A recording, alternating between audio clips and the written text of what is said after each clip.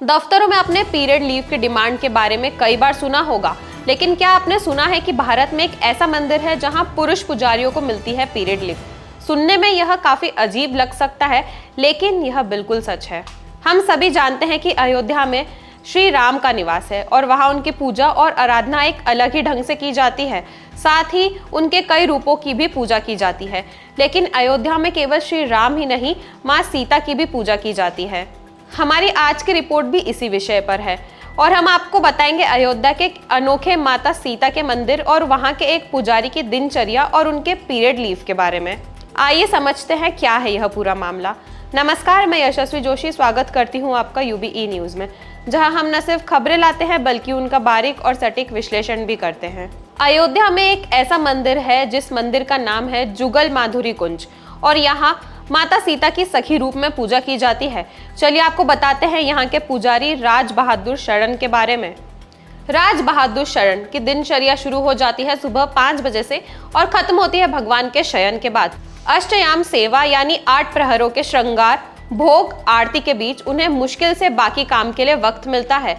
फिर पिछले करीब 2 साल से व्यस्तता और बढ़ गई है, लेकिन महीने के कुछ दिन ऐसे होते हैं जब उन्हें भी इन सारी जिम्मेदारियों से छूट मिल जाती है। ये दिन उन्हें छुट्टी के रूप में मिलते हैं, वह भी सीधे जुगल की ओर से। जुगल यानी भगवान श्री राम और माता सीता।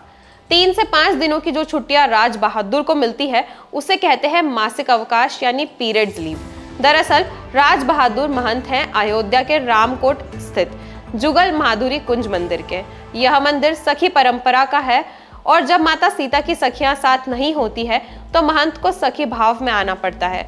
तब उनके सिर पर दुपट्टा और माथे पर चंदन सजा होता है। इसी संदर्भ में जब उनसे पूछा गया कि क्या आपके हाव भाव भी स्त्रियोचित हो जाते हैं, तब जवाब में राज बहादुर मुस्कुराते हुए बताते हैं कि विशेष पर्वों पर उन्हें सखी बनकर जुगल के सामने नृत्य भी करना पड़ता है। यह परंपरा कुछ बद्रीनाथ मंदिर के रावल जैसी है, जो मंदिर के कपाट खुलते और बंद होते समय लक्ष्मी जी के विग्रह को छूने के लिए स्त्री वेश धारण करते हैं। हालांकि वहां रावल को उस परंपरा के निर्वहन के लिए स्त्री बनना पड़ता है, जिसके तहत कोई पराया पुरुष किसी भी स्त्री को नहीं छू सकता। इस मंदिर के बारे में मान्यता है कि विवाह के बाद जब सीता जी अयोध्या आई तो उनके साथ उनकी 8 सखियां भी थी।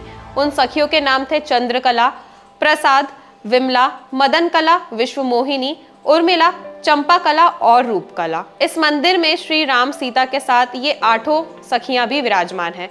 हालांकि सखियां हर समय जुगल के साथ मौजूद नहीं होती। राम विवाह, रामनवमी और सावन पर दरबार लगता है सखियों का।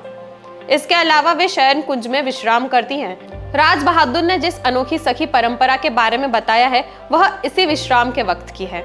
अब आपको ले चलते हैं इस मंदिर के इतिहास में और बताते हैं यह मंदिर कितना पुराना है।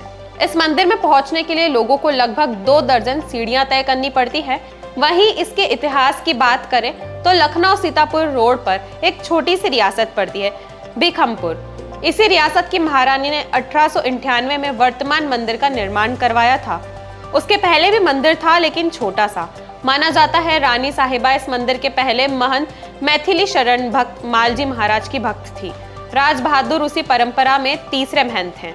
इस मंदिर का कामकाज देखने के लिए एक ट्रस्ट है, कामत प्रताप देवराज रानी प्राइवेट धर्मादाय ट्रस्ट। यह मंदिर गृहस्थ गद्दी में आता है, यानी महंत को गृहस्थी बसाने की अनुमति है। मंदिर के सामने का इलाका कहलाता है नजरबाग। कभी यहाँ इमली के पेड़ हुआ करते थे। नाम को लेकर इतिहास यह बताया जाता है कि अयोध्या नरेश ने यह जमीन हनुमान गढ़ी के नाम पर नजर यानी दान दे दी थी। तो अगर आप भी अगली बार अयोध्या जाए तो इस मंदिर में जाकर श्री राम और माता सीता के जुगल के दर्शन करना ना भूलें।